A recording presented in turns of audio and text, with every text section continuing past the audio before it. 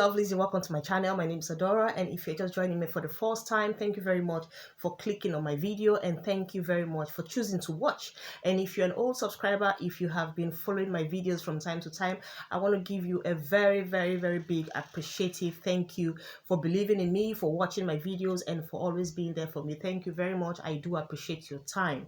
Now, my name is Adora, like I said, and I live in the United Kingdom. And many years back, before I moved to the UK, I used to think that living in the UK was just like, it was just so easy. Life was just so blissful, no stress, no hustles. You just snap your finger and the money keeps flowing. I used to think it was just so easy to make money here. I used to think a lot of people were very rich. When I mean rich, I mean stinkingly rich, like the money was just coming. And I used to think they were not working so hard for this money, that it was just an economy, it was just a society, it was just a different world where you just relax and the money keeps flowing. But I was very wrong when I moved down here.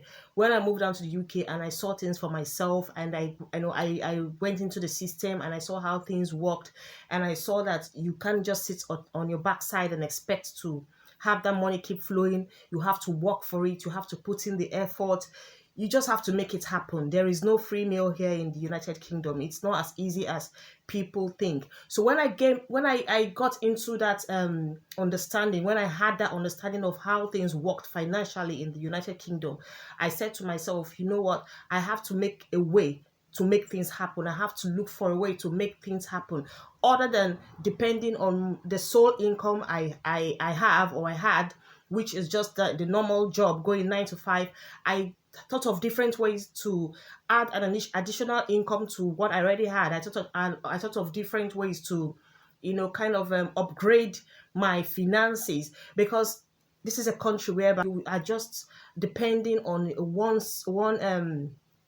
one stream of income. My dear, it's not easy. It's not easy. Like, it's stressful. It's a big hassle when you have to depend on one stream of income, and then the bills and the rent and everything is just flying from different sources. Like, at the end of the day, you're asking yourself, where is all the money gone? Because before you get this money, before you get paid, in your mind you've already spent the whole thing. Like, you've already taken the money out for this bill, that bill, this credit card, that credit card, different expenses here and there.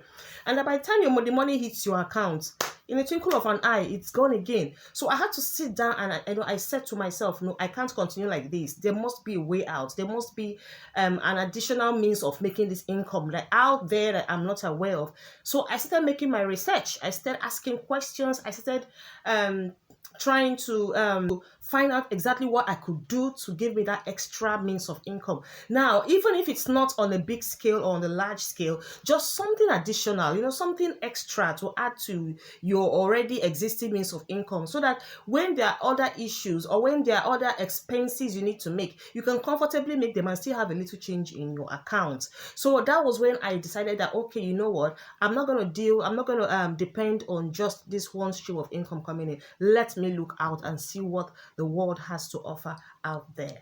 And so after making my research and through my own personal experience on my little side hustles I have done in the past and I'm still doing, I decided to bring up this list and just share with you what I have been doing and what you think you might want to do if you intend to start up a side hustle living here in the UK. And you know what, this is very important, especially if you have a family. These bills, this whole expenses of a thing is not a joke, especially when there are kids involved. You must heat up your house, you must buy electric, you must do certain things for the sake of the children, even if it's something you on your own can manage to do without. But when the kids are involved, you have no choice but to do it. Okay, the first one is makeup. Yes, I know we are all women and we all like to look good. We all like to have this little touch here and there and all that. But it's not everybody that knows that, very professional method of how to make a woman look good or how to make a man look good. Like me, I used to make up back then when I was still like a teenager and all that, but I've lost all that interest. Right now, what I just do is just put in my lip gloss and I'm good to go. Like, I maybe because of the childbearing and all that, there's no time. I think there's no time for it. So I just do the basic the basic things, the bare minimal, and I'm good to go. But I wish I knew how to make up. I wish I know how to do it on a more professional scale. I would have been making a lot of money from it. You know what? Some months back, a friend of ours, a family friend, just moved into the UK, and not long after that, they wanted to do their traditional marriage. And she asked me, "Do you know anybody who could make me up for my traditional marriage?" And I was like, "Oh my God, an opportunity is just gone. See, an opportunity just slipped off my hand because I don't know how to do it." And then she had to travel to the next town to look for someone to do this thing for her. But imagine if it was something I was knowledgeable in. Definitely that would have made me some few pounds richer than I was at that time. So it's a very good thing if you know how to do makeup and all that. It's a bright opportunity you have here. That's a very fantastic one. The second one is cooking. Cooking. If you're very good in cooking, if you're very good in delivering different kinds of local dishes, especially if you're African and you know how to cook all those basic meals and basic dishes that Africans like to eat, I tell you, the sky is your limit. You might be very surprised to know how many people do not cook in this country. I used to live in a particular place where there were a few of these bachelors that they didn't know how to cook, and even if they knew how to cook, they didn't have the time. So most of the time they come to me and they ask me to cook for them. So I prepare this their soup, I prepare a goosey and ogbono with stew in different bowls, and they come to collect it. You're not even I wasn't even going to deliver it or whatever. All I did was just cook the meal. They come collect their food and I get paid. So no matter how little that amount of money I got from there is, it's still an additional income to whatever I had with me. So if you can cook, that's a very fantastic opportunity. I was doing it on the small scale, but there are people that do this thing for a very large, on a very large scale, like people cooking for occasions, for weddings, for parties, for birthday, and all that. So if you can cook, as long as you can put in those spices, everything makes sense at the same time.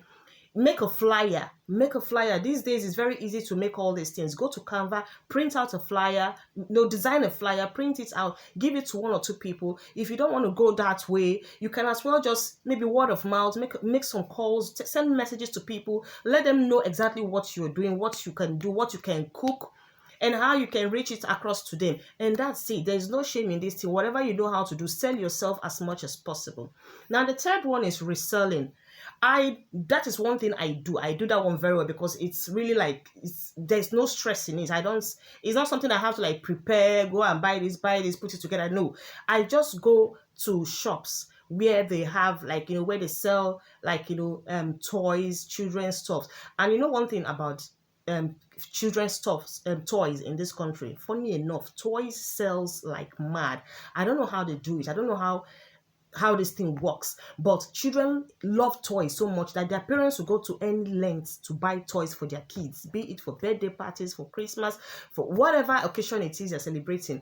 Children will never ever get tired of toys. So I go to shops like shops, Home Bargain and all those toys shops, and then I look down at the very last shelf where they have their sales products, like the toys that are on sale, and I buy them at very, very cheap rates, cheaper than the normal amount that it has been advertised for. I could get like a toy that usually sells, for instance, this toy sells for like £16.99. When it's on sales, I could get there and you could see it as low as £5.99. So when I buy it at £5.99 instead of £16.99, I come over to Marketplace, Facebook Marketplace, and I resell it, and I get I could sell it for as maybe the same price as it is supposed to be sold at the shop before the sales, or I just sell it a little bit lower than that, and I still make my profits from there. So that is another means of adding additional income. Whatever it is you can get at a cheaper rate, buy it and then resell it at your own price. By so doing, you make an additional income. The next one is outsourcing. Now, this is usually for people who are very you are more of the computer savvy ones. Like there is this particular website I like to use for things like this, which is called Fiverr. Now on Fiverr, you see different kinds of people. You see people there who want you to do some work and copywriting for them. There are people who want proofreading. There are people who just want you to organize their work schedules for them on Fiverr, PA job and all that. And then you don't have to know all these things. You don't have to have You don't have to be an expert in doing all these things. All you just need to do, have the basic knowledge of how these things work, of how proofreading works, of how editing works, of how PA job works. And then when you get the jobs from people out there on Fiverr, you can outsource it to someone else who knows better than you, who has a better knowledge in that particular area. And if, for instance, the person you met that gave you the job says, I'm paying you, for instance, £100 to help me get my documents proofread, edited, and what have you, and you charge him £100, you can get someone else who is more knowledgeable in that thing than you, that will deliver a fantastic job. And then you guys could agree on a certain amount. He might say, okay, give me £50 for the job. And meanwhile, you've taken £100 from the first person. So you give him £50 and you keep £50 for yourself. So you are actually being paid for just giving the job to someone else to do. But be very, very sure that before you outsource anybody's job to another person, it must be somebody that is fantastically good in that job, so that you don't mess up the whole thing for yourself. The next one is drop shipping. This is one particular area I love so much because it is very, very stressless.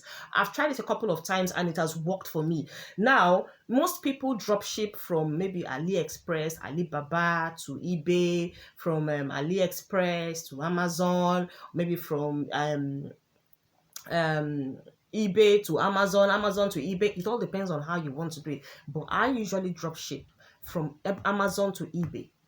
I usually drop ship from Amazon to eBay because that was how I started. That was how I actually learned it. So I decided to stick to that method. So what I do is that I go on to Amazon, and whatever I see that is on sales, I usually go for the sales product, because this sales things is easier. You buy something at a cheaper rate and you resell. But in the absence of the sales product, I go to Amazon, and then I see products that maybe I like or are trending at that particular moment. In Amazon, you will actually see this column where they write the way they showcase products that are trending at the moment. I buy it from I go over to Amazon. I see products that are trending at the moment. I copy the link and I put it on my eBay platform where I sell, my eBay selling platform. And if anybody buys it from there, if anybody shows interest in buying it from there, once they pay the money into my eBay platform, I go back to Amazon, I buy this product, and I send it directly to the buyer. It doesn't have to come to me. I don't have any business touching that particular product. I send it to the buyer. I get my own cuts. I get my share. I get my money. And that's how it works. There's no stress about that. And the last but not the least is renting your extra room. Now, a lot of people have this extra space, extra room in their houses that is really not of importance or of use to them. If you know you have such space in your house, don't just leave it there while it is empty, it is vacant, and you're just paying rent for this empty room. Give it out, rent it out. Rent it out. By so doing, you have this extra money coming in. A lot of people actually use their extra room for Airbnb. If you have people that are coming into the country or into your state or into your city, your town for a particular period of time, you can afford to rent it out to them, get some money, and that covers some part of your rent. And in some cases, you can be surprised to know that the cost of the money you actually get from that room could even cover the whole cost of your entire house or flat, or the whole rent. So that's how it works. In a country like this, you just have to help yourself. You have to find out ways to make life easy for yourself. If not, you just keep working and working and working, and at the end of the day, you'll be asking yourself, where is everything going to? With all the stress, where is the money going to? So these are just a little bit of my experiences I've had in side hustling, and I decided to share it with you. Thank you very much for watching, and be back next time. Cheers.